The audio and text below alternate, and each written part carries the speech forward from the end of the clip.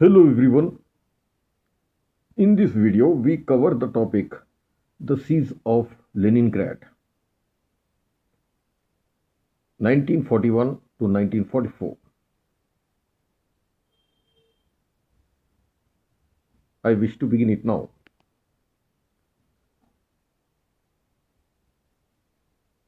The siege of Leningrad was not designed as a conventional military operation aimed at capturing territory through direct assault. From the outset, it reflected a different strategic logic, one in which the objective was not immediate control but gradual collapse. When German forces approached the city in 1941 as part of the broader Eastern Campaign, the decision was made not to storm Leningrad in a costly urban battle, but to isolate it completely, sever its connections, and allow deprivation to achieve what direct combat would not. This approach transformed the city into a closed system. Supply lines were cut, land access was eliminated, and the population, comprising not only military personnel but also a large civilian presence, was left to survive within increasingly constrained conditions. The siege therefore operated on a different axis of warfare. Instead of movement, it relied on containment. Instead of rapid victory, it depended on time. The expectation was that the city, deprived of food, fuel, and external support, would eventually become unsustainable. Within Leningrad, the immediate challenge was not defense in the traditional sense, but survival under diminishing resources. Food shortages became critical within months. Rationing systems were introduced, but the quantities available were insufficient to sustain normal life. Bread rations were reduced to minimal levels, and substitutes of limited nutritional value were incorporated to extend supply. As winter set in, the situation intensified.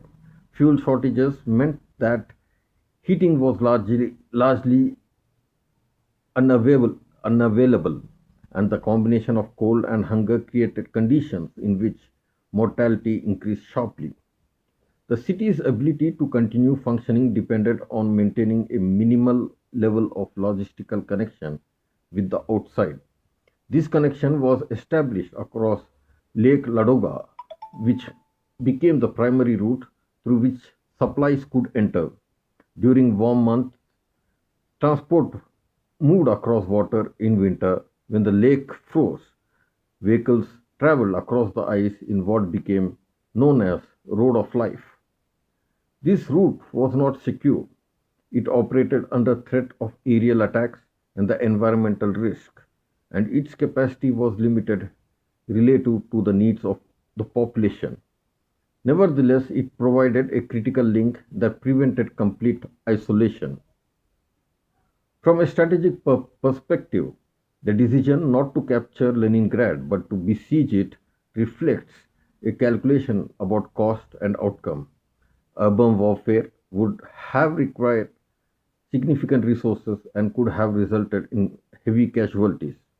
By contrast, a siege shifted the burden onto the defenders, allowing time and deprivation to weaken resistance. However, this approach also required sustained commitment. The encircling forces had to maintain their positions over an extended period, tying down resources that might otherwise have been deployed elsewhere. The Soviet response combined defense measures with efforts to sustain internal stability. Military units continued to operate within the city, maintaining a defensive perimeter and preventing breakthrough. At the same time, administrative structures adapted to manage distribution, production, and basic services under extreme conditions. Industrial output, although reduced, did not cease entirely. This continuity, even at a diminished level, contributed to the city's ability to endure.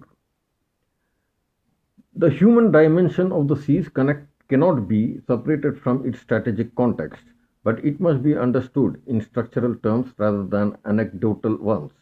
The population did not respond with continuous panic or disorder. Instead, the behavior adjusted to the constraint imposed by the seas. Movement was limited, energy was conserved, and daily routines were reorganized around the survival. Mortality was high, particularly during the first winter, but the system did not collapse. The resilience was not the result of abundance but of adaptation under scarcity. Over time, the strategic environment around Leningrad began to shift. As the broader war on the Eastern Front evolved, German forces faced increasing pressure in other sectors. The capacity to maintain a prolonged siege without decisive results became more difficult to justify in the context of wider operational demands. Soviet forces, for their part, conducted operations aimed at breaking the encirclement or at least reducing its effectiveness. These efforts did not immediately end the siege, but they altered its dynamics, gradually increasing the flow of supplies and reducing the level of isolation. The siege formally ended in 1944 after more than 2 years of sustained pressure. By that point, the city had endured one of the longest and most severe sieges in modern history. The outcome was not determined by a single decisive engagement, but by the interaction of endurance.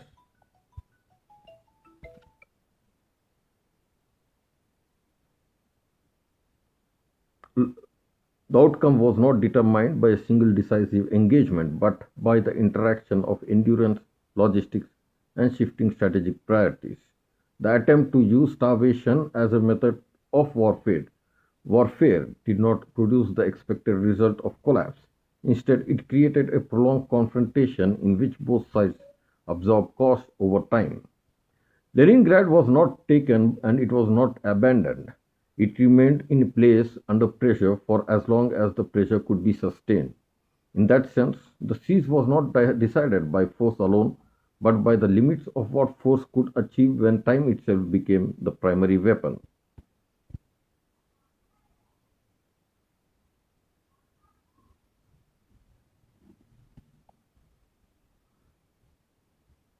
So that's our topic on the siege of Leningrad between 1941 and 1944. Thank you for tuning in with us. Have a great day.